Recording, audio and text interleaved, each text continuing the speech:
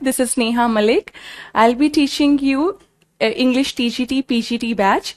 So everybody can see me, hear me. Just show any emoji so that I can be sure that you all can hear me. Yes, namaste. Everybody can hear me? Just confirm once if you all can listen to me, see me.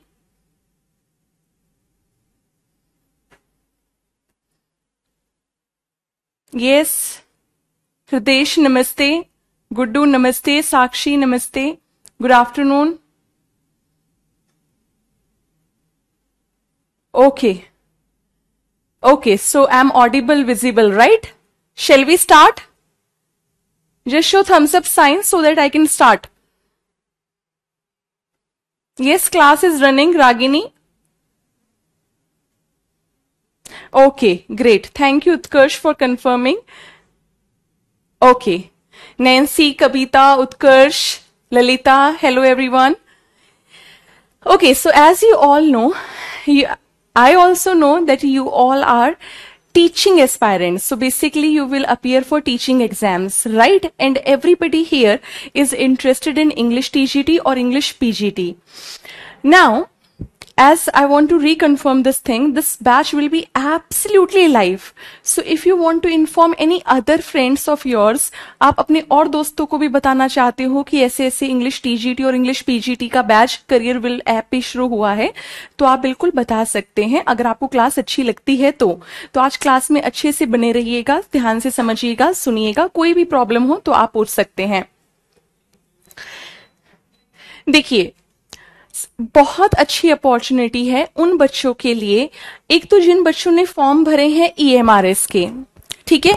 EMRS क्या है? बहुत सारे बच्चों ने, किसी बच्चे ने भरा है फॉर्म, जल्दी बताइए।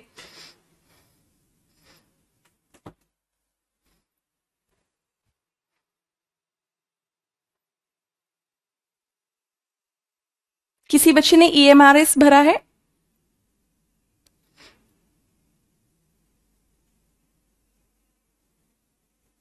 नमस्ते।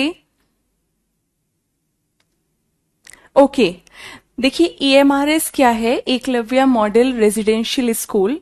अगर आप लोगों ने अगस्त में ये फॉर्म भरा है, जुलाई या अगस्त में, ओके, ललिता कह रही हैं यस, जुलाई या अगस्त में आपने ये फॉर्म भरा है, तो आप जरूर जानते होंगे कि इसका एग्जाम भी कभी भी अनाउंस हो जाएगा कि इस डेट को ईएमआरएस का एग्जाम है।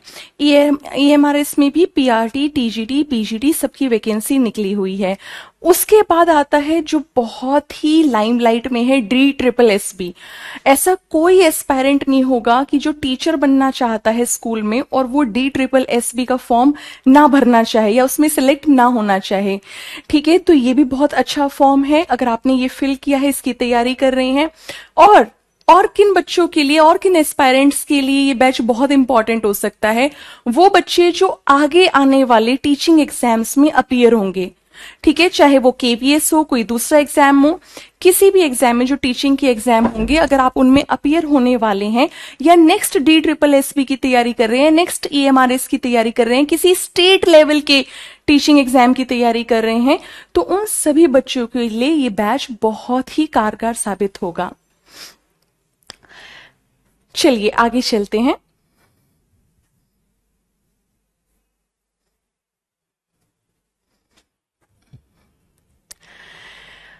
एक बार अगर आपने DSSB का फॉर्म भरा है, ठीक है, उसका मार्क्स डिस्ट्रीब्यूशन जल्दी से जान लेते हैं, क्योंकि ये पहली क्लास है, ठीक है। आप इसे एक तरह से डेमो क्लास बोल सकते हैं, या फिर आप अपने दोस्तों को बताना चाहें तो बिल्कुल पहली क्लास है, लाइव ही ये बैच चलेगा। मार्क्स डिस्ट्रीब्यूशन कैसे है? अगर आप DSSB TGT की तैयारी कर रहे हैं, पहला पेपर जनरल पेपर होता है, वो कितने मार्क्स का आएगा? 100 मार्क्स का। मैम पेडागोजी ऑल्सो केम इन टीजीटी एग्जाम, सब बताऊंगी मैं। हाँ, डोंट वरी, यस, पेडागोजी भी आती है, कैसे आएगी वो भी बताऊंगी, सब चीज इसमें कवर होगी। जितने भी आपके, देखिए बेटा, सी टेट और टेट का नहीं है ये बैच। जो बच्चे ये सोच रहे हैं ये सी टेट एच टेट उनके लिए है, उनके लिए नहीं है। जिन बच्चों का सी टेट वगैरह क्लियर है, उसके बाद वो जब डायरेक्ट वैकेंसी आती है उनमें पार्टिसिपेट करने जाते हैं, उनमें अपियर होने जाते हैं, उनके लिए ये बैच है। और ये वाला जो बैच मैं लूंगी वो इंग्लिश टीजीटी या इंग्लिश पीजीटी के लिए है। चाहे वो स्टेट टीजीटी पीजीटी हो, चाहे वो सेंटर टीजीटी पीजीटी हो, चाहे वो दिल्ली का टीजीटी पीजीटी हो। Okay, D triple S B TGT का क्या डिस्ट्रीब्यूशन है मार्क्स का? पहला पेपर आपका 100 मार्क्स का आएगा, ठीक है, जिसमें 5 सब्जेक्ट होंगे। वो 5 सब्जेक्ट कौन कौन से होंगे? ठीक है, आपका general awareness, English, Hindi, reasoning, maths और ये 5 हो गए। ठीक है, इंग्लिश हिंदी 2 लैंग्वेज आएंगी, 20-20 उनके क्वेश्चन आएंगे, 20 जनरल अवेयरनेस के, 20 रीजनिंग के और 20 मैथ्स के। तो टोटल कितने क्वेश्चंस हो गए आपके? 100। Each question carries 1 mark, this gives you total 100 marks. Second paper आपका सब्जेक्ट स्पेसिफिक होगा। अगर आप मैथ्स टीजीटी बनना चाह रहे हैं तो मैथ्स के लिए होगा वो सेकंड पेपर 100 मार्क्स का। अगर आप एसएसटी के टीजीटी बनना चाह रहे हैं उसके लिए, सोशल साइंस के लिए, अगर आप इंग्लिश के टीजीटी बनना चाह रहे हैं तो 100 मार्क्स का वो होगा। अब उसमें भी 2 तरह की इंग्लिश पूछी जाती है। दिनेश कह रहे हैं nice to meet you, thank you Dinesh. Mohammad, I don't know if I am allowed to share my number. Okay, Utkarsh ने पूछा है ma'am, is fluency in spoken English necessary for TGT English? No, ऐसा बिल्कुल भी नहीं है। ठीक है, टीजीटी इंग्लिश के लिए देखिए बेटा, अगर आप डी ट्रिपल एस बी की तैयारी कर रहे हैं तो डी ट्रिपल एस बी में कोई इंटरव्यू नहीं है। अगर आप केवीएस की तैयारी कर रहे होते हो और आप एक इंग्लिश टीचर बनना चाह रहे हैं तो ऑफ कोर्स दे विल जज you on the basis of your spoken English as well. लेकिन अगर डी ट्रिपल एस पी की बात करें या किसी भी स्टेट एग्जाम की बात करें जिसमें अगर इंटरव्यू नहीं हो रहा, तो इंटरव्यू नहीं हो रहा तो वो आपके स्पोकन स्किल्स को चेक करेंगे ही नहीं।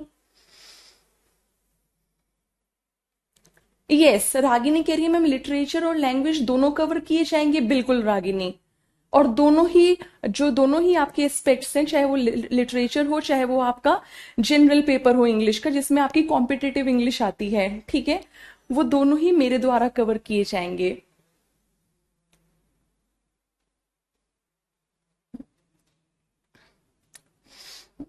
मैं अपने जितने 7 इयर्स के एक्सपीरियंस से, जो मेरा कोचिंग प्लस स्कूल दोनों का जो एक्सपीरियंस है उसको मिला के जिस जिस तरह से जहां जहां से क्वेश्चंस बनते हैं, बन चुके हैं, बन सकते हैं, वो सब आपको मिल जाएंगे। आपको बस क्या करना है, अपनी अटेंडेंस बहुत अच्छी रखनी है।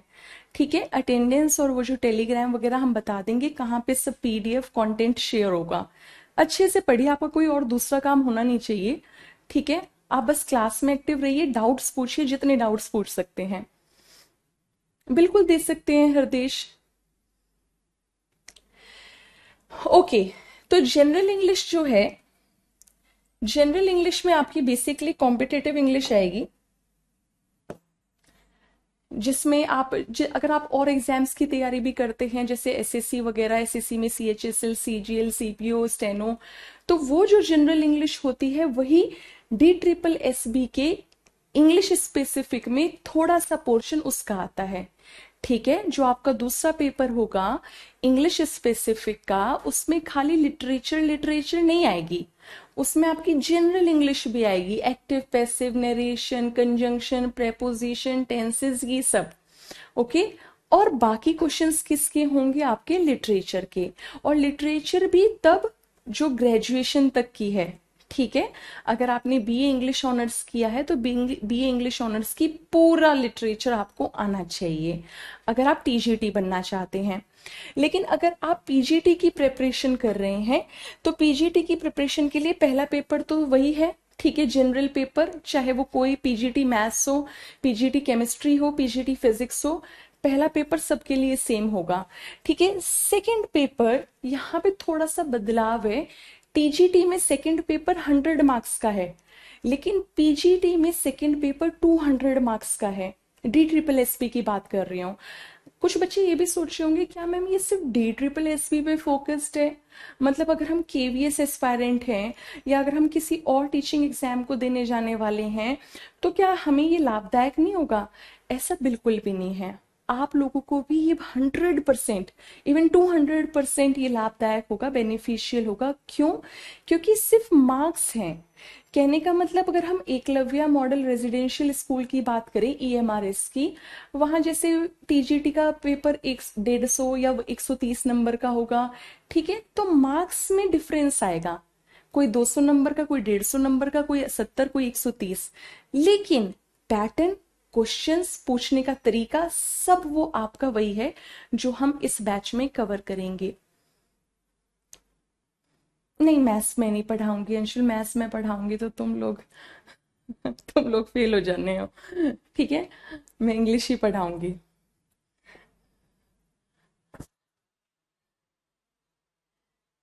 हाँ जी, कौशल, बिल्कुल। कोर्स कंप्लीट हो जाएगा। These are my words, you can count upon my words. बिल्कुल। बीपीएससी भी आपका कवर हो जाएगा। ठीक है, तो यहाँ पे 200 मार्क्स का आएगा, क्वेश्चंस ज्यादा हो जाएंगे, लेकिन अब क्या होगा, जनरल इंग्लिश वही जो मैंने आपको बताया, active passive narration conjunction preposition clauses adjectives adverbs, लेकिन यहाँ literature up to post graduation, नाम से क्लियर है ना, पीजीटी, पोस्ट ग्रेजुएट टीचर्स। तो पोस्ट ग्रेजुएट टीचर्स के लिए पोस्ट ग्रेजुएशन तक की इंग्लिश में आपको एक्सपर्टीज होनी चाहिए। Is that clear? ठीक है। टीजीटी आपका क्या होता है, trained graduate teacher, trained graduate teacher, तो up to graduation. Is that clear? Difference clear है? पीजीटी में जो लिटरेचर आएगा पोस्ट ग्रेजुएशन तक, एमए तक, लेकिन टीजीटी में जो लिटरेचर आएगा वो सिर्फ अप टू ग्रेजुएशन।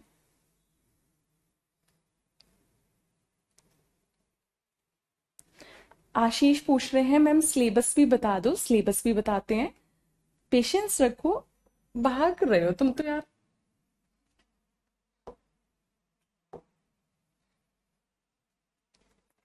अब जिन बच्चों को सिलेबस जानना है वो सिलेबस जान सकते हैं। देखिए, बात कर रही हूं मैं आपकी सेकंड पेपर की। जो सेकंड पेपर है आपका उसकी बात करते हैं।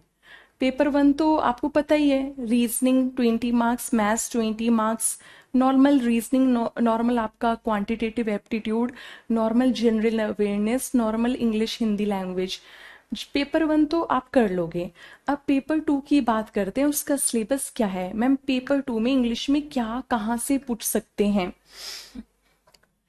ग्रामर की बात करें तो जो बच्चे पूछ रहे थे मैम बिल्कुल एसएससी की तरह ही ग्रामर आएगी, एसएससी वाली ही चीजें चलेंगी, उन बच्चों को मैं बताना चाहती हूँ कि देखिए ग्रामर के टॉपिक्स तो वही होंगे, एसएससी वाले ही, ठीक है। ग्रामर बहुत वास्ट है, एसएससी में ग्रामर में बहुत डिटेल में चले जाते हैं, लेकिन यहाँ जो ग्रामर आपसे पूछी जाएगी वो सुपरफिशियल, सुपरफिशियल समझते हैं, यानी बहुत ज्यादा डीप नहीं, शेलो तौर पे, छिछले तौर पे, ऊपर ही ऊपर की ग्रामर पूछी जाएगी।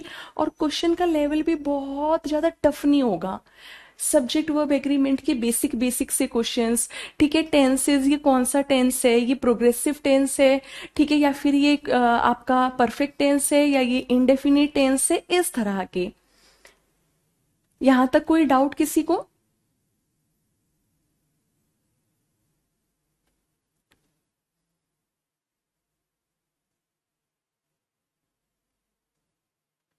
हरदेश, अभी आप उस बात पे बिल्कुल ध्यान मत दीजिए। अगर आपने डी ट्रिपल एस पी का फॉर्म भरा है, ईएमआरएस का भरा है, तो जैसे मैं पढ़ा रही हूँ आपको वैसे ही पढ़ना है। हाँ, यूपीटीजीटी इसमें क्लियर हो जाएगा, UPTGT English.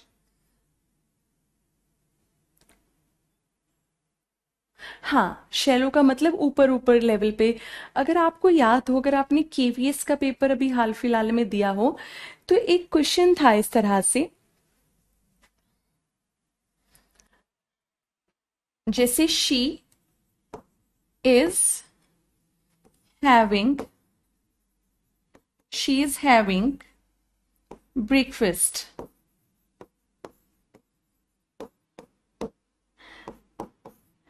Continuous sorry sorry.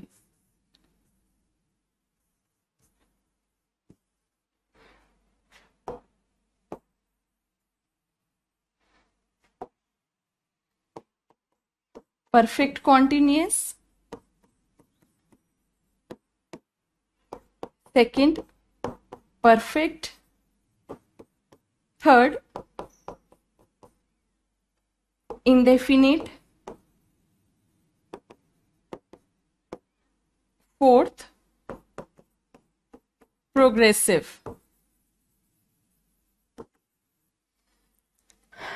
इसमें आपसे कहा था कि identify the type of sentence. इस तरह के क्वेश्चन एसएससी की इंग्लिश में नहीं आते, ठीक है। लेकिन यहाँ पर पूरा हक है, चाहे वो DSSS हो, चाहे KVS हो, चाहे वो आपका कोई स्टेट लेवल का TGT PGT हो, कि identify the type of sentence. तो कौन सा है ये? आकांक्षा, राइटिंग सेक्शन किस तरह से बेटा ऑब्जेक्टिव टाइप एग्जाम होता है? आप कौन से राइटिंग सेक्शन की बात कर रही हैं?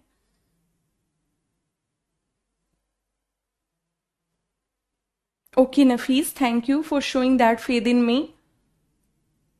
जल्दी से इसका आंसर बताइए कि अगर मैंने पूछा identify the type of sentence. Okay, Utkarsh ने कहा, हरदेश ने कहा। ओके, प्रोग्रेसिव, प्रोग्रेसिव, 3 बच्चों का, 2 बच्चों का आंसर आया है। और किसी का नहीं आया? गर्ल्स में किसी ने आंसर नहीं किया? ओके, राशि कह रही है 1 परफेक्ट कॉन्टिन्यूअस। देखिए ये, और ये यूजीसी नेट तक में भी पूछा गया है। आप लोगों को यकीन नहीं होगा, but obviously the statement was different, she is having breakfast. ये स्टेटमेंट तो नहीं होगी बार बार, ठीक है। ये तो मुझे भी एग्जैक्टली याद नहीं स्टेटमेंट क्या थी, बट एक रैंडम मैंने क्वेश्चन दे दिया, पर पूछा ये था identify the type of sentence. बहुत बच्चों को पता ही नहीं है कि प्रोग्रेसिव और कॉन्टिन्यूअस ये एक ही नाम है, या इनका एक ही अर्थ है, ठीक है। तो बच्चे इसमें इन चारों ऑप्शंस में कॉन्टिन्यूअस ढूंढ रहे थे। उनको ये तो अच्छे से पता था कि परफेक्ट नहीं है, परफेक्ट कॉन्टिन्यूअस नहीं है, because helping verb plus ING gives us continuous tense, but they were finding where the continuous option is, but there was no continuous option, but there was progressive option, so they had to tick here. उनको यहां tick करना था। Is that clear? यहां तक कोई doubt है भाई? तो एक छोटा सा ये एग्जाम्पल दिया, इस तरह की चीजें, इस तरह से क्वेश्चन को वो आपको शेप देते हैं। तो जरूरी नहीं है कि आपको लगे कि टेंस पे एरर बेस्ड क्वेश्चन ही आएंगे। सेंटेंस में यही छाटने को आएगा कि एगो के साथ सिंपल पास्ट लगता है, ठीक है। जरूरी नहीं है कि आपको, अगर अदर कॉम्पिटिटिव एग्जाम्स में जिस तरह के टेंस पे क्वेश्चन आते हैं, तो टीचिंग वाले एग्जाम्स में भी टेंस पे वैसे ही क्वेश्चन आए, ये बिल्कुल भी जरूरी नहीं है। ओके, अब बहुत सारे टॉपिक्स हैं। आप सोच रहे होंगे कि यार मैम ने ग्रामर में कंडीशनल सेंटेंसेस नहीं लिखा, क्वेश्चन टैग नहीं लिखा, या फिर अगर मैं बात करूं एडवांस वर्ब नहीं लिखा, ठीक है। बहुत सारे टॉपिक्स होते हैं, तो मैम ने तो बहुत ही कुछ चुनिंदा टॉपिक ही लिखे, बाकी के टॉपिक क्यों, वो भी तो ग्रामर है। मैंने वो टॉपिक मेनली लिखे हैं जिन पे बहुत एनालिसिस के बाद 7 इयर्स के एक्सपीरियंस को देखते हुए कि भाई हाँ, कहाँ से टीजीटी और पीजीटी में कौन से ग्रामर के टॉपिक से ज्यादा सवाल आते हैं। कंजंक्शन, मॉडल वर्ब्स, प्रेपोजिशन से भी बहुत ज्यादा नहीं पर आते हैं, ठीक है। नाउन प्रोनाउन से ऐसे क्वेश्चंस नहीं आते, डायरेक्ट नाउन क्लॉजेस में पूछ लेता है कि ये नाउन क्लॉज है, या ये एडजेक्टिवियल क्लॉज है, या ये एडवर्बियल क्लॉज है। इस तरह से क्वेश्चंस पूछे जाते हैं।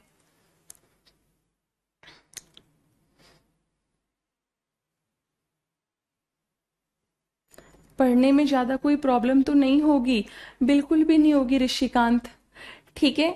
जिस तरह से मान लीजिए ग्रामर भी तो कहाँ आप स्कूल में पढ़ते थे, लेकिन जब अब ग्रामर आप लोगों ने पढ़नी स्टार्ट करी, समझ आई ना, असंभव तो कुछ भी नहीं है। ये तो बहुत एक नेगेटिव अप्रोच हो गई, ठीक है। अपने आप पे शक मत कीजिए, उससे अच्छा है मेरे पे शक कर लीजिए।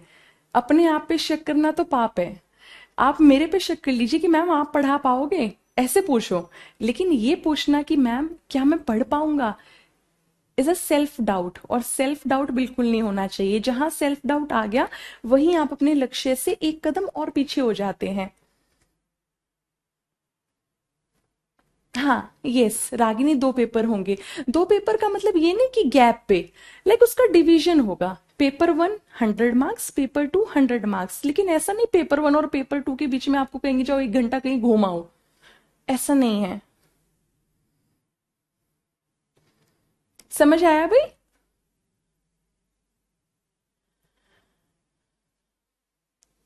उत्कर्ष मैं दोनों चीजें पढ़ाऊंगी।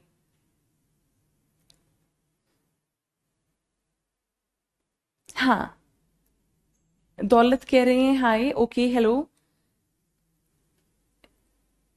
चलिए आगे चलते हैं।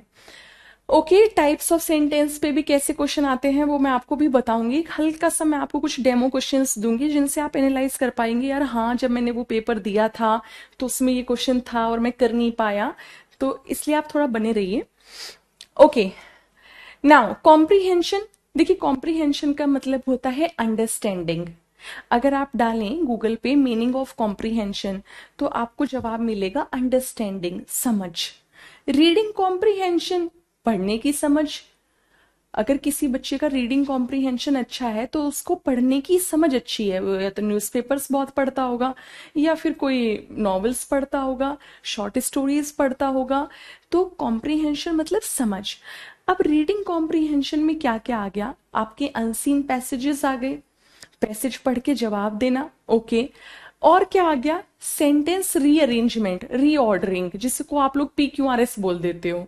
वो भी तो पढ़ने की समझ पे आधारित है कि आपने 4 ऑप्शंस पढ़े और आपको पता लग गया कि S पहले आएगा, देन P आएगा, देन R आएगा, देन Q आएगा। एग्जाम्पल, ABCD दिया हुआ है, आपको पता है DCBA इसका करेक्ट ऑर्डर होगा। उन क्वेश्चंस को भी जल्दी कैसे करते हैं, वी विल डिस्कस एवरीथिंग। हाँ, मैं भी क्वेश्चंस और पूछती हूँ। बरीता कह रही है ma'am can you read my comments. Yes Barita, can you showing my comments लिखना तो कर इनकरेक्ट इंग्लिश है। You have to ask like this, ma'am can you read my comments, और can my comments are visible to you.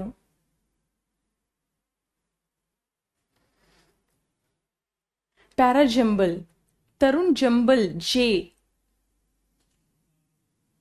हाँ आ सकते हैं। अगर आप DSSS का सिलेबस चेक करोगे तो बिल्कुल भी आपको कहीं भी एग्जैक्ट एकदम स्पेसिफिक सिलेबस नहीं देता।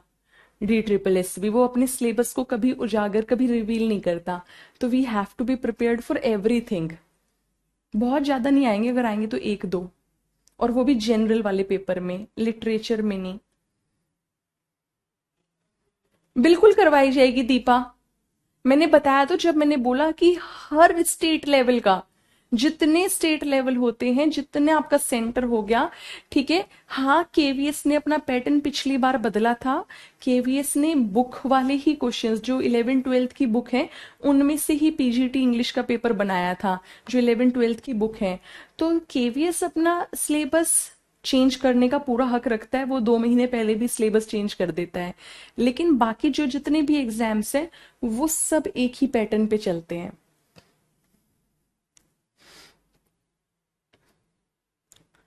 ओके, अब आ जाते हैं आप तो सेंटेंस रीऑर्डरिंग। जो बच्चे सोच रहे हैं कि मैम सेंटेंस रीऑर्डरिंग हमने तो नहीं देखा या हमने तो नहीं सुना कभी आता हो TGT PGT में। देखो बेटा,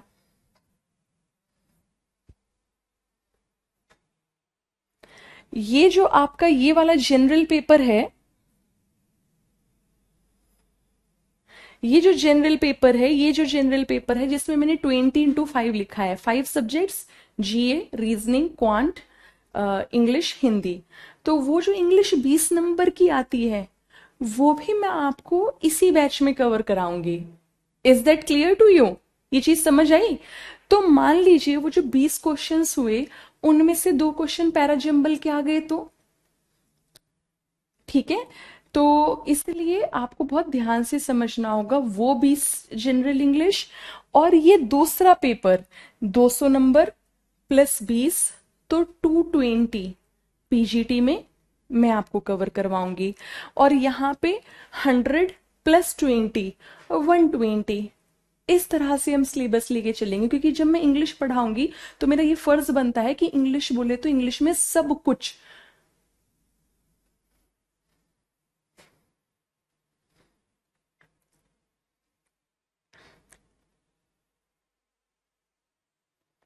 हाँ बिल्कुल आशीष। ओके।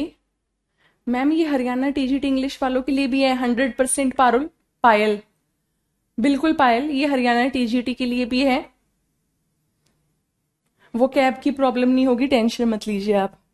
ये सब तो बहुत छोटी चीजें हैं।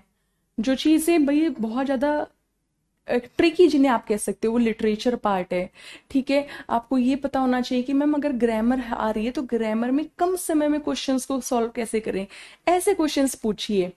जब मैंने एक बार कह दिया कि सेंटर लेवल हो, स्टेट लेवल हो, जितना टीजीटी पीजीटी एग्जाम आते हैं, अगर आपने ये बैच ईमानदारी से पढ़ लिया, ठीक है, इसके नोट्स बना लिए, इसकी जितनी पीडीएफ शेयर हुई, पीपीटी शेयर हुई, ठीक है, आपको प्रैक्टिस क्वेश्चन दिए गए, वो कर लिए तो सब कुछ हो जाएगा। ऑब्जेक्टिव टाइप पेपर आएगा आपका, रिटन रिटन इंग्लिश नहीं आएगी।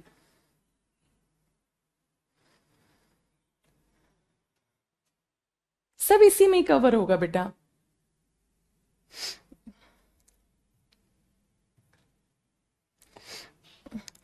ये जो मैंने लास्ट में वोकेबलरी लिखा है, अगर आप देखें ध्यान से, vocabulary, idiom, synonyms, antonym, mostly in paper one. जो पेपर वन आपका आता है, ठीक है, जिसमें 20 नंबर की इंग्लिश आती है, अगर आपने कभी इससे पहले टीजीटी पीजीटी का कोई भी पेपर दिया है तो आपने देखा होगा वहां ईडियम्स पूछ लेते हैं। Which word is as same as this word, ठीक है, which word is as opposite as this word, ठीक है, तो इनको बोलते हैं synonym, same meaning, antonym, opposite meaning. जैसे मैंने आपसे पूछ लिया गैरुलस, गैरुलस का सिनोनिम क्या होता है? टॉकेटिव, ठीक है। अगर मैंने पूछ लिया रेटिसेंट, रेटिसेंट का सिनोनिम क्या होता है? क्या होता है भाई? कोई रेटिसेंट का एक सिनोनिम बता सकता है? टेसिटर्न, कम बोलने वाला, रेक्ल्यूज, कम बोलने वाला, ठीक है, जो ज्यादा ना बोले।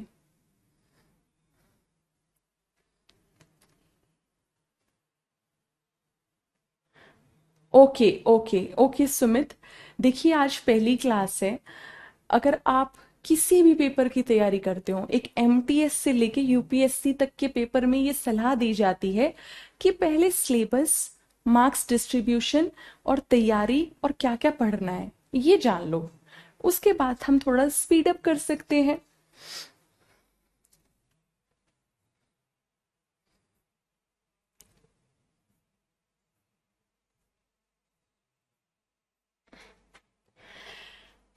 अगर आपने देखा होगा लिटरेचर में मैंने लिखा है British English literature plus Indian English literature. ठीक है, लिटरेचर भी दो तरह का है, एक ब्रिटिश इंग्लिश लिटरेचर और एक Indian English literature. Ma'am Indian English literature, Indian English literature का मतलब है जो इंडिया के राइटर्स थे उन्होंने लिटरेचर में क्या योगदान दिया, उसे बोलते हैं Indian English literature. British English literature जो ब्रिटेन के, इंग्लैंड के, वहां के जो राइटर्स थे उनका लिटरेचर में क्या योगदान रहा, उनकी क्या क्या रचनाएं, ठीक है, क्या क्या उन्होंने वर्क्स किए, क्या क्या उन्होंने साहित्य लिखे, क्या क्या उन्होंने पोएट्री लिखी, वो सब पढ़ेंगे। लेकिन एक बात को बहुत ध्यान रखिएगा, इंडियन इंग्लिश लिटरेचर एग्जाम में कम या ना के बराबर पूछा जाता है, ठीक है। अगर थोड़ा बहुत इंडियन इंग्लिश लिटरेचर आता भी है तो वो कहाँ पे आता है? वो आपका आता है पीजीटी में। टीजीटी में 99% आपका ब्रिटिश इंग्लिश लिटरेचर आता है। लेकिन पीजीटी एग्जाम पोस्ट ग्रेजुएट की अगर तैयारी करें, अगर आपको 11th 12th के बच्चों को इंग्लिश पढ़ानी है तो फिर आपको इंडियन इंग्लिश लिटरेचर भी आना चाहिए और आपको ब्रिटिश इंग्लिश लिटरेचर भी आना चाहिए। यहां तक कोई प्रॉब्लम भाई किसी को?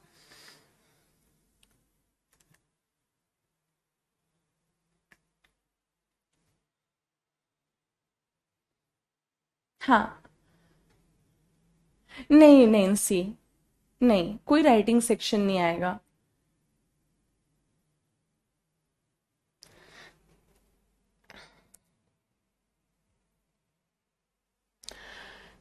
लिटरेचर बेसिकली तीन कैटेगरी में डिवाइडेड है, ठीक है। आपको ये भी पता होना चाहिए कि यार मैम ने वादा तो कर दिया लिटरेचर पढ़ाएंगे, बट लिटरेचर में क्या पढ़ना है मैम, ये तो पता होना चाहिए। लिटरेचर से कुछ बच्चे तो बस ये सोचते हैं लिटरेचर मतलब बस वो स्टोरीज, वो नॉवेल्स, सिर्फ और सिर्फ वो नहीं है। Literature is more than that. कैसे? लिटरेचर में आप तीन चीजें पढ़ोगे। एक आप पढ़ेंगे एज, एज या फिर जिसको हम बोलते हैं एरा। ठीक है, क्या बोलते हैं? एरा। कुछ बच्चे इसको ईरा ईरा बोलते हैं। The correct pronunciation is era. ठीक है। विक्टोरियन एरा कब स्टार्ट हुआ, रोमेंटिसिज्म एरा कब खत्म हुआ, ठीक है, शेक्सपियर एरा किसको माना गया, ठीक है, जिसमें बेसिकली हम क्या बताते या क्या पूछते हैं कि टाइम पीरियड, ठीक है, किस समय से किस समय तक ये चीजें चली। तो इसमें ज्यादातर डेट्स आती हैं, यहां से भी क्वेश्चंस आ जाते हैं। ठीक है। डिवाइस या टर्म, बहुत सारे लोग ये बताते हैं कि literature devices are different and literature terms are different. ऐसा कुछ नहीं है, चाहे वो लिटरेरी डिवाइस हो या चाहे वो लिटरेरी टर्म हो, एक ही बात है। पर मैम क्या बात है, इनको वो भी बोलते हैं फिगर ऑफ स्पीच। नाम सुना है आपने, फिगर्स ऑफ स्पीच, कभी सुना है? अगर मैं आपको एक क्वेश्चन दूं, ध्यान से समझिएगा। मैंने कहा her mind is ocean, her mind is ocean, identify the literary device, identify the literary device. इसमें लिटरेरी डिवाइस बताइए भाई।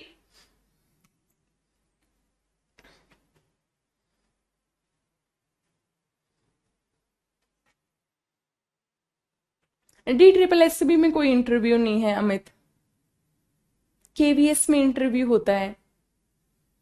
पर ये बैच सभी सभी TGT PGT के लिए है। जो बच्चे लेट ज्वाइन हुए कल से प्लीज टाइम पे ज्वाइन हो जाइए। 3:30 से 5 क्लास होती है, तो प्लीज टाइम से आइए। Whether it is general English और whether it is English literature, both will be covered by me. दोनों मेरे द्वारा ही कवर की जाएंगी। No other teacher will be available for the different section. Okay. Utkarsh ने कहा ma'am this is metaphor. Okay. Vikas ने कहा प्रेपोजिशन। प्रेपोजिशन कैसे हो गया? I am asking figure of speech not part of speech. Part of speech पूछती तो उसका आंसर होता है कि ये प्रेपोजिशन है, ये कंजंक्शन है। मैंने पूछा figure of speech.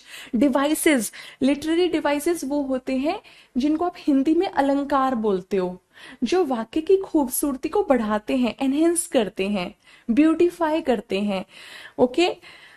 Her mind is ocean, मैंने उसके माइंड को डायरेक्ट ओशियन का नाम दे दिया। ठीक है। या मैंने बोल दिया अपने दोस्त को कि ए you are tiger, you are a tiger. जैसे संजू मूवी में वो बोलता है कि भाई टाइगर है तू, टाइगर रॉर कर। ठीक है। तो जब हम डायरेक्ट किसी को वही उपाधि दे देते हैं, कंपैरिजन एज या लाइक लगा के नहीं किया जाता, उसे हम बोलते हैं मेटाफर। तो बहुत बच्चों ने इसका आंसर मेटाफर दिया था। इन दोनों का ही आंसर क्या है? मेटाफर। लेकिन अगर मैं ये कहती her mind is as deep as ocean, इस केस में ये क्या होता? यहां और यहां, तो ये मेटाफर था। लेकिन अगर मैंने कहा her mind is as deep as ocean, उस केस में ये क्या होना था? अंकित ने कहा मैम ये उस केस में हाइपरबली होना था। इसको बहुत सारे बच्चे हाइपरबोल बोलते हैं, तो मैं आपका थोड़ा थोड़ा प्रोनाउंसिएशन भी करेक्ट करती रहूंगी, क्योंकि मेरे स्कूल में भी बच्चे इसको हाइपरबोल बोलते हैं, but this is hyperbole. Okay. लेकिन ये हाइपरबली नहीं है। आप देखिए इसमें एज लगा हुआ है, एज या like, simile. Correct, very good. Your name is Dania, like girl है ये या बॉय है? दानिया। सिमली, सिमली की स्पेलिंग भी बहुत बच्चों ने ठीक लिखी है, वेरी गुड।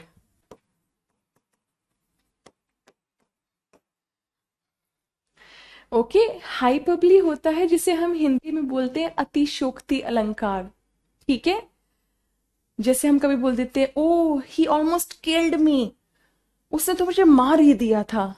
ठीक है, वो होता है हाइपरबली, एग्जैजरेशन जिसे बोलते हैं, बात को बढ़ा चढ़ा के बोलना। Personification is different. ठीक है, पर्सोनिफिकेशन का मतलब क्या हो, पर्सोनिफिकेशन जैसे अगर मैंने कहा कि अ, जैसे यहाँ पे एक चेयर रखी है, ठीक है, अगर मैं उस चेयर को बोलूं द चेयर इज डांसिंग, ठीक है, या फिर अगर मैं बर्ड्स के लिए बोलूं कि दे आर सिंगिंग, ठीक है, तो उस तरह को हम बोलते हैं। अगर मैं कहूं कि यार this chairs leg is broken, this chairs leg is broken, अब हमें तो ये पता है कि लेग तो मनुष्य की होती है, नॉन लिविंग चीजों का कैसे ये हाथ पैर होने लग गए। तो जब हम किसी नॉन लिविंग चीज को लिविंग के एट्रीब्यूट्स दे देते हैं, ठीक है, trees are dancing, chair is moving, ठीक है, तो ये होता है पर्सोनिफिकेशन।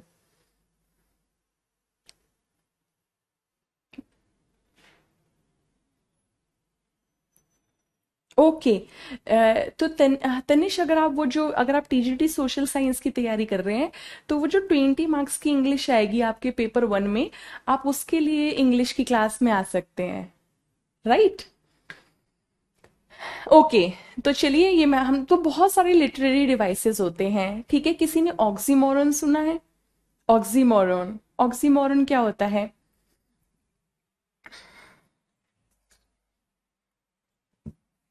ये ऐसे race,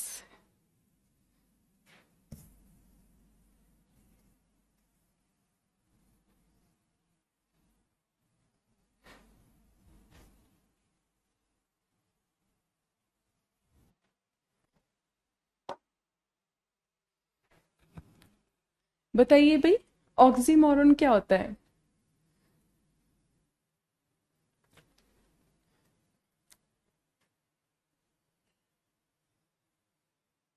very good Sakshi, opposite words together. Sakshi, could you give any example?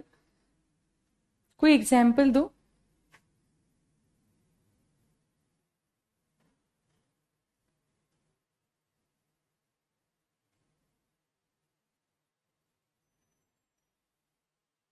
जैसे मैंने कहा, he is perfectly imperfect, I am happily sad,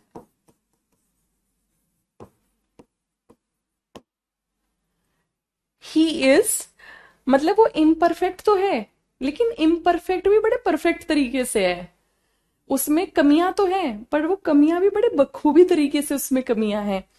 इसी तरह से मैं दुखी हूं, लेकिन बड़ी खुशी से दुखी हूं, हैप्पीली सैड, मुझे सैड होने में भी गम नहीं लग रहा। So these are the examples of oxymoron. Love is bitter and sweet, okay. Silent scream, very good. Innocent killer, good. Pretty ugly, excellent, very good, ठीक है। ओके, फिर आती है लिटरेचर फॉर्म्स, या जिसको आप लिटरेरी फॉर्म्स भी बोल देते हो, ठीक है। तो लिटरेचर बेसिकली 3 चीजें हम पढ़ेंगे, एरा, एज, किस समय में किस राइटर ने क्या किया या कब वो समय स्टार्ट हुआ, ठीक है। ओके, फिर सेकंड चीज आपकी क्या है, ये आपकी डिवाइसेस, जबकि आपको सिलेबस में कहीं डिवाइसेस मिलते नहीं है, बट ये अंडरस्टूड है क्योंकि लिटरेचर अपने अलंकार के बिना अधूरी है। फिर तीसरी चीज हमारी क्या आती है इसमें, फॉर्म्स। लिटरेरी फॉर्म्स बेसिकली जैसे fiction, non fiction, poetry, cross, ये सब, ठीक है। यानी कई सारी फॉर्म्स होती हैं, ठीक है। पोएट्री कविता के रूप में, और प्रॉस जिसको आप हिंदी में गद्यांश बोलते हो, पैराग्राफ्स, पैसेजेस, ठीक है। ओके, कोई पोएट्री उठाई, उस पे क्वेश्चन पूछ लिया, ठीक है। कोई प्रॉस उठाया, कोई गद्यांश उठाया, किसी भी लेखक का लिखा हुआ, किसी भी आपकी एमए बीए की बुक से, ठीक है, वो उठाया, उस पे क्वेश्चंस पूछे, या फिर फिक्शन नॉन फिक्शन यानी कोई भी नॉवल आ गया, ठीक है, कोई शॉर्ट स्टोरी आ गई, ये सब आपके किस में आएंगे, फिक्शन में। नॉन फिक्शन में कोई मैगजीन, कोई जर्नल, ये सब चीजें। तो फॉर्म्स में हम ये सब पढ़ेंगे। कुल मिला के लिटरेचर में बहुत कुछ पढ़ने को है, और लिटरेचर अगर पढ़ी जाए तो साल भर भी बहुत कम है, 2 साल भी कम है। लेकिन जब हम किसी चीज की तैयारी करते हैं और हमें इतना पता लग जाता है कि इस तैयारी से मैं अपने लक्ष्य तक पहुंच सकता हूँ, तो इतना स्मार्ट अब आपको इस एज में हो जाना चाहिए कि हमें अगर मैम ने ये कुछ नोट्स दिए हैं या ये कुछ चीजें बताई या ये कुछ चीजें समझाई, तो उसके आसपास अगर मुझे कोई कंटेंट मिल रहा है या मैं उसको पढ़ते पढ़ते मुझे कुछ और ध्यान आ गया, उतना एक्स्ट्रा एफर्ट हल्का सा आप करेंगे तो आपकी तैयारी में चार चांद लगेंगे। ठीक है, टीचर का काम है पढ़ाना, सिखाना, आपको अपने लक्ष्य तक पहुंचना, लेकिन उसके लिए जुनून, मेहनत, हिम्मत और एक्स्ट्रा एफर्ट्स आपको ही डालने पड़ेंगे कि आप टॉप रैंक में आ जाएं। ठीक है, इस तरह से। ही इज रेगुलरली इरेगुलर, इस तरह से बोलो उत्कर्ष। आगे चलें, यहां तक क्लियर है भाई सभी को?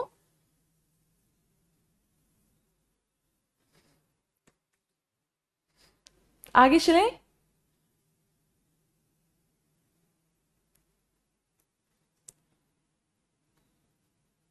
किसी बच्चे का आंसर नहीं आया है?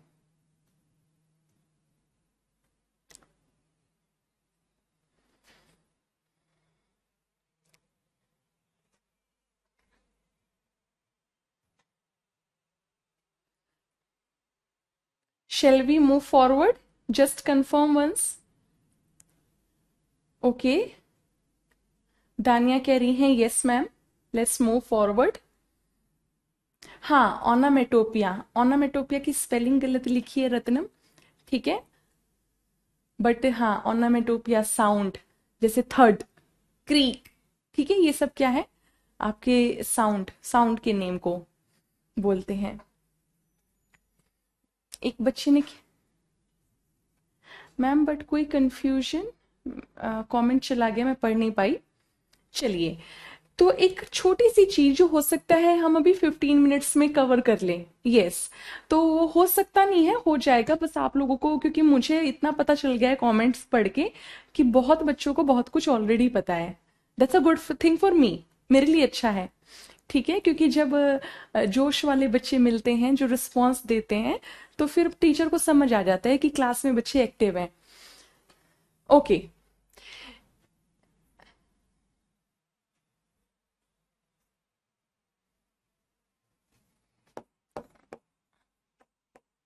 Types of sentences. बेटा किसी को यहाँ पे कोई बच्चा ऐसा तो नहीं जो क्लियर ना हो रही हो चीजें, मतलब should I change the ink या फिर इंक यही अवेलेबल है?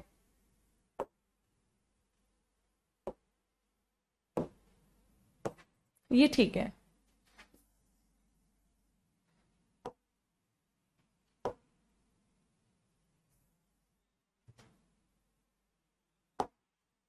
ओके, टाइप्स ऑफ सेंटेंसेस जहां से आपके टीजीटी पीजीटी में पूछते हैं, सिंपल सेंटेंस, कंपाउंड सेंटेंस और कॉम्प्लेक्स सेंटेंस। नाम सुना है? नाम सुना है आप लोगों ने? देखो सेंटेंस तो बहुत तरह के होते हैं, एक्सक्लेमेटरी, इंपेरेटिव, इंटेरोगेटिव, ये सब, ऑप्टेटिव, लेकिन जो आपके टीजीटी पीजीटी में पूछे जाते हैं मैं उनकी बात कर रही हूँ। तो जो टीजीटी पीजीटी में 3 तरह के टाइप्स ऑफ सेंटेंस पूछ लेता है, या तो पेपर 1 के 20 नंबर वाली इंग्लिश में, या पेपर 2 की जो जनरल इंग्लिश आएगी लिटरेचर से अलग, उसमें भी पूछ सकता है। ठीक है, thank you Anoop. Okay, yes your comments are visible Khushboo. हाँ हाँ, बेसिक से ही पढ़ा रही हूँ यार, और इससे बेसिक। अच्छा, थैंक यू आशीष। चलिए, ओके, तो सिंपल सेंटेंस, अभी आप सिंपल सेंटेंस देखिए। सिंपल सेंटेंस क्या होता है, जिसमें कोई एक सेंटेंस है और वो अपने आप में कंप्लीट है और उसमें कोई कंजंक्शन का भी प्रयोग नहीं हो रहा। जैसे मैंने कहा कि Rakesh sir is a great teacher.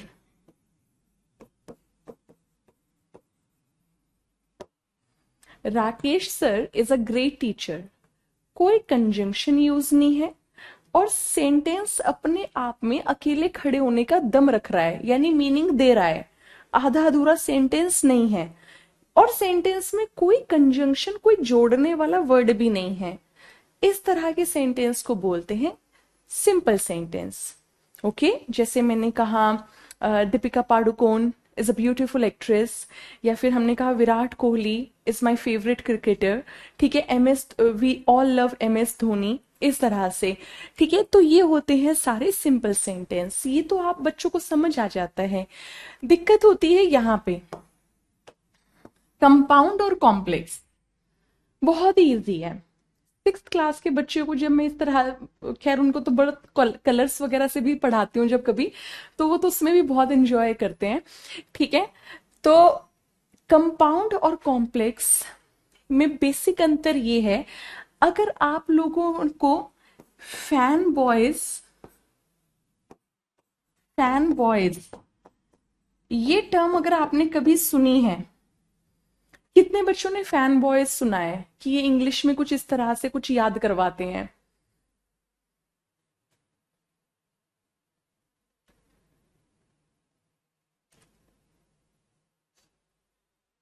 Sudhakar, अभी मैंने आपका कमेंट अभी पढ़ा है, तो कौन सी चीज का रिप्लाई करना है, आप दोबारा पूछिए।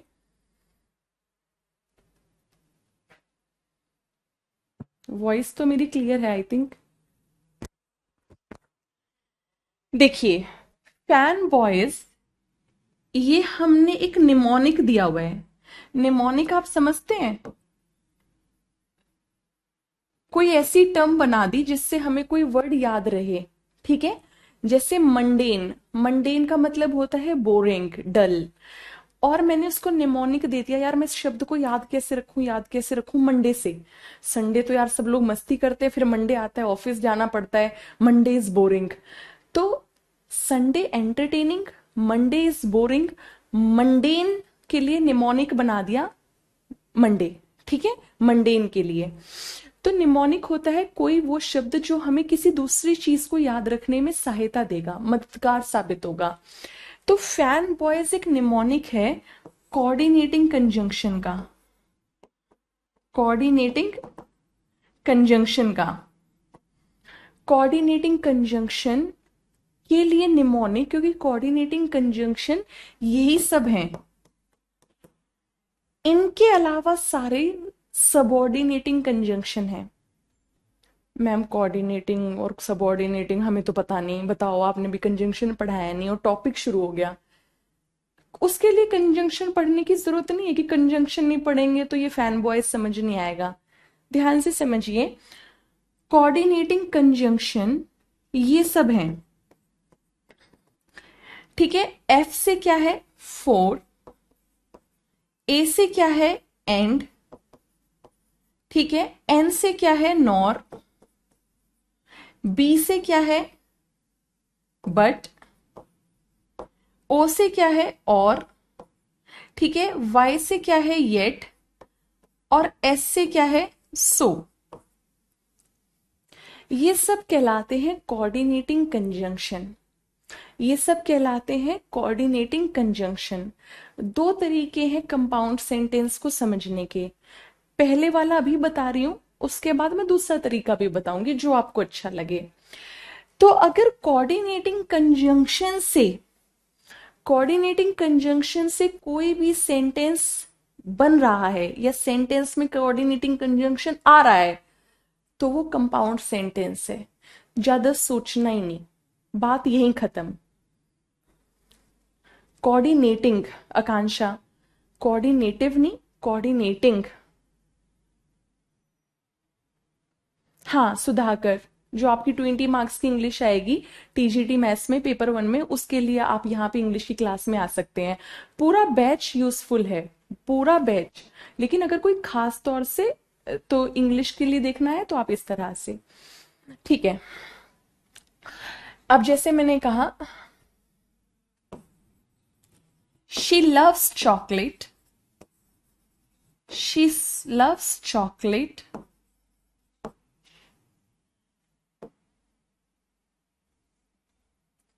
सो एम, एक सेकंड,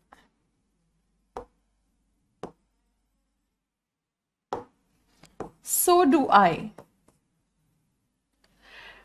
उसे चॉकलेट पसंद है और इसलिए मुझे भी, ठीक है। या फिर अगर दूसरा सेंटेंस बताऊं कि it's raining outside, so I will not go to my college, यहां भी सो आया, इस सेंटेंस में भी सो आया। टाइप ऑफ सेंटेंस पूछ लिया तो बस आपको ज्यादा सरदर्दी नहीं लेनी, क्या मार्क करना है, दिस इज कंपाउंड सेंटेंस, ठीक है। She is rich and hard working, and आया, ठीक है, she is rich and hard working, क्या है, कंपाउंड सेंटेंस है, बहुत सिंपल। और कोई, जैसे मान लीजिए मैंने कहा he is poor yet happy, वो गरीब है फिर भी खुश है, येट आया, क्या है, कंपाउंड सेंटेंस। यहां तक कोई दिक्कत, यहां तक कोई प्रॉब्लम है किसी को भाई, आगे चलें। हाय संतोष, यहां तक कोई problem, can we move forward.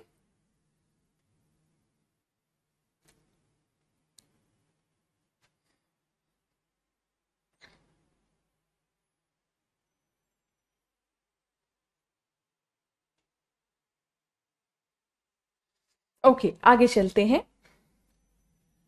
Shall I erase all this?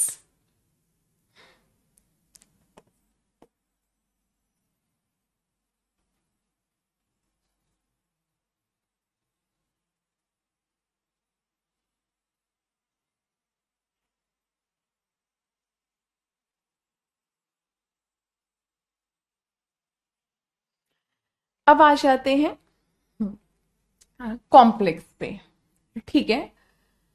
अब आप कहोगे मैम आपने कहा था कि आप कंपाउंड सेंटेंस को समझने का कोई दूसरा तरीका भी बताओगी, अभी आपने वो तरीका नहीं बताया। चलो ठीक है, इससे पहले हम कॉम्प्लेक्स सेंटेंस पे पहुंचे, कंपाउंड सेंटेंस को समझने का कोई और तरीका भी देख लेते हैं।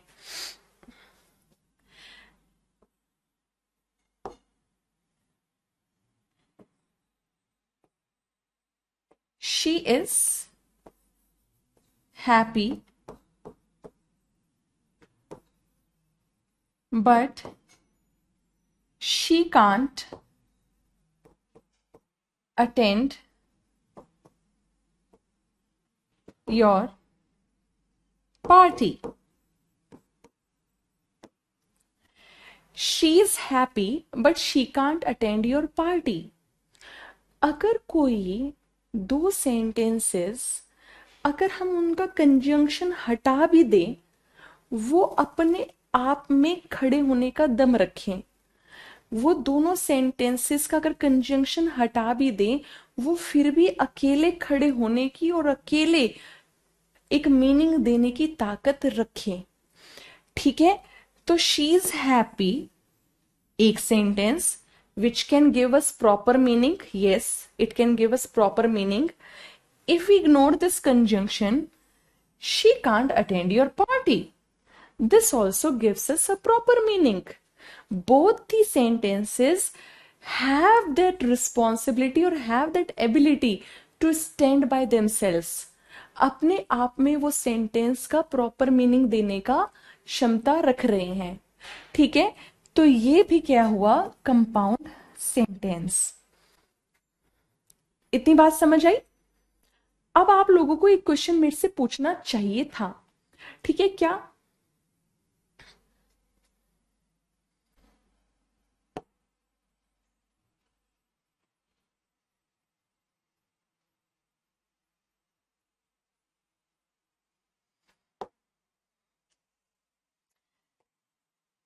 she is rich and happy. She is rich and happy. Ma'am आपने कहा कि अगर कंजंक्शन हटा दें फिर भी दोनों सेंटेंस अपने आप में खड़े होने का दम रखें, प्रॉपर मीनिंग दें, तो वो कंपाउंड सेंटेंस है। ये सेंटेंस कंपाउंड है क्योंकि इसमें कोऑर्डिनेटिंग कंजंक्शन है। बिल्कुल, ये रटने वाला तरीका हो गया। अगर आप कह रहे हो कि हाँ मैम उस तरीके से तो समझ गए, फैन बॉयज का ए यानी एंड कंजंक्शन आ गया compound sentence, answer is right. लेकिन मैम वो जो कॉन्सेप्चुअल तरीका है, अगर मैंने ये शी इज रिच देखा, ये मीनिंग दे रहा है, ओके ठीक है, लेकिन जो इसका दूसरा भाग है खाली हैप्पी, ये तो अपने आप में खड़ा नहीं हो पा रहा। तो ये सेंटेंस कंपाउंड सेंटेंस कैसे हो गया? इसके लिए आप थोड़ी सी टेक्निक आपको समझनी पड़ेगी कि किस तरह से हम इसको समझें कि हाँ ये कंपाउंड ही है। कई बार क्या होता है कि अगर मैंने कहा she is rich and she is happy, but now we have grown up, हम बड़े हो चुके हैं और हम लोगों ने ये सीखा है कि अगर एक ही पर्सन है बार बार उसको रिपीट करना सेम वर्ड्स का ठीक नहीं है। तो सेंटेंस प्रॉपर यही है, she is rich and she is happy. ये सेंटेंस अपने आप में प्रॉपर मीनिंग दे रहा है, ये अपने आप में प्रॉपर मीनिंग दे रहा है। जब दो सेंटेंसेस अपने आप खड़े हो सके, अपने आप उनमें ये क्षमता हो कि वो अकेले मीनिंग दे सकते हैं, तो उसको बोलते हैं कंपाउंड सेंटेंस। चूंकि हम लोग जानते हैं कि हम उसी लड़की की बात कर रहे हैं, तो बार बार शी इज लगाने की क्या जरूरत है, तो ये हमने हटा दिया। लेकिन वो वहां पे था, हमने हटा दिया in order to avoid the repetitiveness. Boring लग रहा था बार बार वही चीज यूज करना, तो इस वजह से वो शीज वहां था। But as we have grown up, we have better understanding of English, we know that we are talking about the same person, so we need not repeat that. So that's why this is compound sentence. समझ आया भाई? दोनों तरीके पता चल गए। Compound sentence को identify करने का तरीका, एक तो फैन बॉयज ढूंढ लो, फैन बॉयज से नहीं समझना, नहीं याद करना, नहीं रट्टा मारना, तो दूसरा तरीका ये जो मैंने आपको अभी बताया कि अगर दो सेंटेंसेस के बीच से कंजंक्शन हटा भी दें फिर भी वो अकेले खड़े होने का दम रखें, वो एक दूसरे पे निर्भर ना हो, डिपेंडेंट ना हो। शी इज हैप्पी अलग है, ठीक है, शी इज रिच अलग है, एक दूसरे पे निर्भर तो नहीं है, so that is also compound sentence.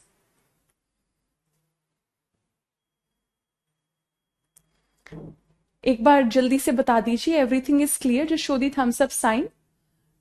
फटाफट से मैं कॉम्प्लेक्स भी खत्म करूं और टॉपिक खत्म। ये टॉपिक इतना ही था, अगर आप लोगों ने अच्छे से समझा। यही तो चीज है, स्मार्ट तैयारी कीजिए ना, कि भाई इसे एक टॉपिक के लिए 2 घंटे की जरूरत नहीं है। We can do this in the above sentence.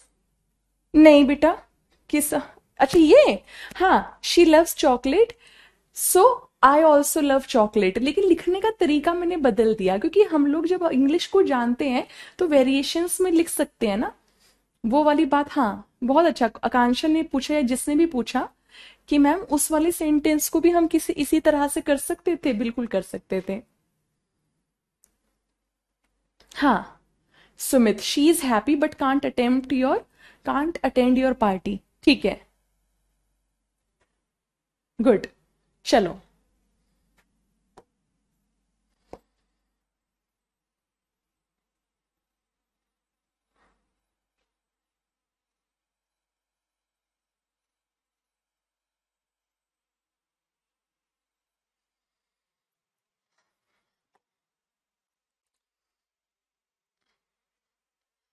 अब देखिए ये क्या आ रहा है, Sumit,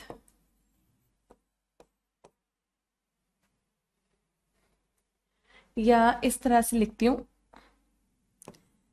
unless Sumit works hard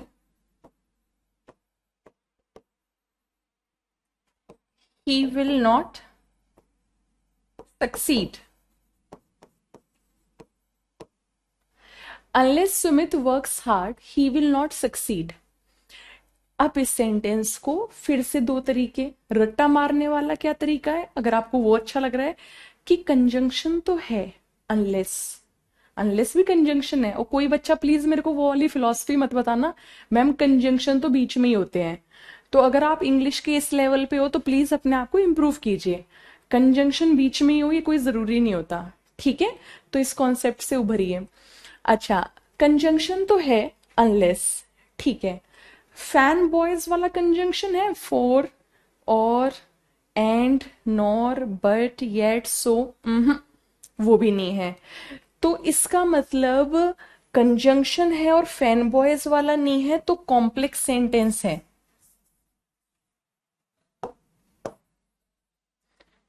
कौन सा सेंटेंस है? Complex sentence. Clear, answer is correct. आसान तरीका। लेकिन मैम थोड़ा सा कॉन्सेप्ट वाइज अगर आप समझाओ, कॉन्सेप्ट वाइज समझ लीजिए। कॉम्प्लेक्स सेंटेंस में एक क्लॉज, कम से कम एक क्लॉज, कम से कम एक क्लॉज तो डिपेंडेंट होगा। कम से कम एक क्लॉज। मैम क्लॉज क्या होता है? क्लॉज मतलब हिस्सा, पार्ट, कहानी का हिस्सा। तो सेंटेंस का एक part, unless Sumit works hard, unless Sumit works hard, ये डिपेंडेंट क्लॉज है, अकेला नहीं खड़ा हो सकता, बेचारे को किसी दूसरे सेंटेंस की जरूरत है, अरे भाई मेरे को आके कंप्लीट कर दे, इस तरह से। तो ये क्या है? Complex sentence. हम्म। हाँ जी विनोद, मेरी फर्स्ट क्लास है। समझ आया भाई? और एक बच्चे ने कहा कि मैम अनलेस ऐसे भी तो याद कर सकते हैं, सबऑर्डिनेटिंग कंजंक्शन है। ऐसे भी कर सकते हैं, फैन बॉयज को छोड़ के बाकी सारे कंजंक्शन सबऑर्डिनेटिंग कंजंक्शन कहलाते हैं। तो फैन बॉयज को छोड़ के कोई दूसरा कंजंक्शन सेंटेंस में आ जाए जो सबऑर्डिनेटिंग कंजंक्शन हो, वो ये हमें पहचान बताएगा कि ये कॉम्प्लेक्स सेंटेंस है, ये कंपाउंड सेंटेंस नहीं है। और दूसरा तरीका मैंने आपको बता दिया, कॉन्सेप्ट वाला। अब आपके ऊपर है आप कौन से तरीके से करेंगे। मैं एक क्वेश्चन देती हूँ।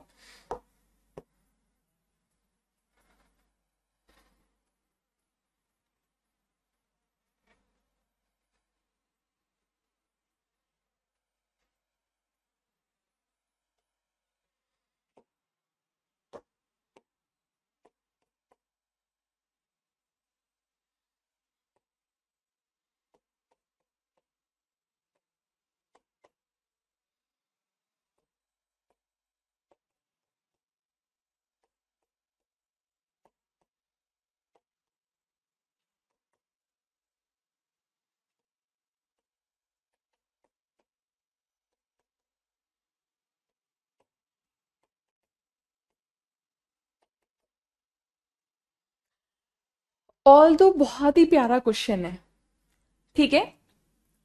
बहुत ही प्यारा क्वेश्चन है, इसको ध्यान से समझिए। Although he cleared the written test yet he failed in the interview. अब कंफ्यूजन, येट, फैन बॉयज, तभी मैं कहती हूँ रटो मत, सेंटेंस को समझो, ठीक है? कॉन्सेप्ट समझिए। मैं आपको दोनों तरीके बताती हूँ, पर मैं ये भी बताऊंगी कि रटने वाला कैसे फेल हो जाता है। येट कौन सा कंजंक्शन भाई? Coordinating, fan boys. अच्छा, ऑल दो सबऑर्डिनेटिंग कंजंक्शन, यानी कॉम्प्लेक्स सेंटेंस होना चाहिए। अब कॉम्प्लेक्स या कंपाउंड? कॉम्प्लेक्स। कॉम्प्लेक्स या कंपाउंड? कॉम्प्लेक्स। क्यों मैम? येट से तो कंपाउंड हो रहा है और ऑल दो से कॉम्प्लेक्स हो रहा है। आपने कॉम्प्लेक्स को ही क्यों प्रायोरिटी दी? मैं तो इसको कंपाउंड सेंटेंस टिक करूंगा। गलत, आपका आंसर गलत हो जाएगा। क्योंकि जो दूसरा कॉन्सेप्ट इतनी देर से बता रही हूं कि ये क्या अकेले स्टैंड कर सकता है, यहां से लेके ये जो पार्ट है कॉमा से पहले वाला, कॉमा को हटा दीजिए। क्योंकि अगर आपने एसएससी में कभी पढ़ा हो कि येट और कॉमा साथ साथ नहीं आते, ठीक है? अगर आपने कभी पढ़ा हो ग्रामर में, एसएससी वगैरह की ग्रामर में ऐसे एसएससी क्वेश्चंस पूछता है, येट और कॉमा कभी साथ साथ नहीं आते। ऑल्दो का पेयर या तो येट होता है या कॉमा होता है, ठीक है। अच्छा, तो अगर मैं फिर भी यहां तक अगर हम टेस्ट तक देखें, ऑल्दो से लेके टेस्ट तक, क्या ये सेंटेंस अकेला अपने आप में मीनिंग दे रहा है? Although he clear the written test, although he clear the written test, हालांकि वो रिटन टेस्ट क्लियर कर चुका था, लेकिन अपने आप में मीनिंग नहीं दे रहा, अधूरा है।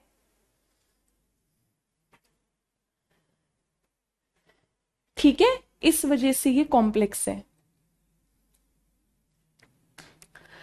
चलिए भाई, आज के लिए इतना ही रखते हैं। आई होप आपको क्लास अच्छी लगी होगी। अगर आपको क्लास अच्छी लगी है तो आपकी कोई फ्रेंड या आपका कोई फ्रेंड जो TGT PGT centre state D triple S B किसी ईएमआरएस किसी की भी तैयारी कर रहे हैं तो उनको एनकरेज करिए, ठीक है, उनको भी पढ़ाइए। ज्ञान जितना बांटते हैं उतना बढ़ता है, हर इंसान हर एस्पायरेंट इस बैच से फायदा उठा सके।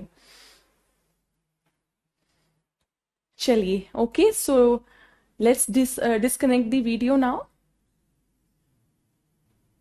Let's meet tomorrow, ठीक है, Monday to Saturday 3:30 to 5 the timings of this class.